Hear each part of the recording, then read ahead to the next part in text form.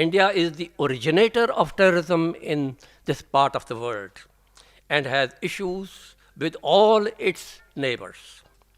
It is an expansionist state which after gobbling up 565 princely states in 1947-48, and that included those which wanted to join Pakistan, it later on gobbled up Goa, Daman, Diu, and Sikkim as late as 1975.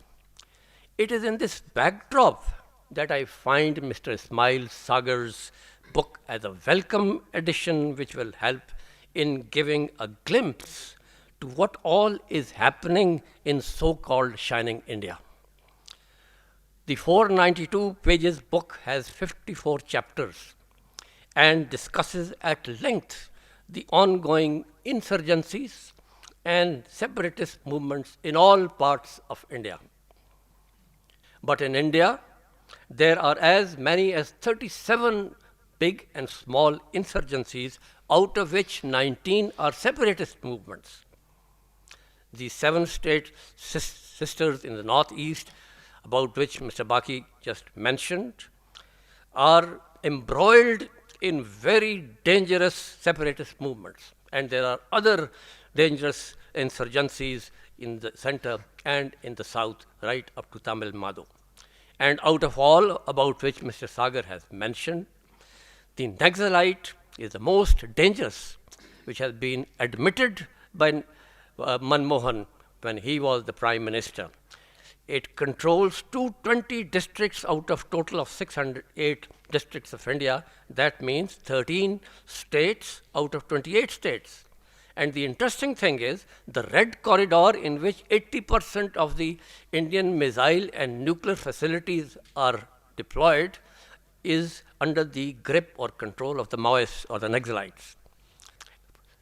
First, talking of the occupied Kashmir, there are 750,000 security forces deployed in that narrow valley, and 8 lakh security forces in other parts of India trying to control or quash the insurgencies in India. Indian social system based on fourfold cursed caste system is founded on inequality, intolerance, and religious extremism. 2.8 Brahmins have an ironclad grip over rest of the people and it is because of this that so many insurgencies are taking place, and 1,80,000 minorities, the suicide of farmers have taken place.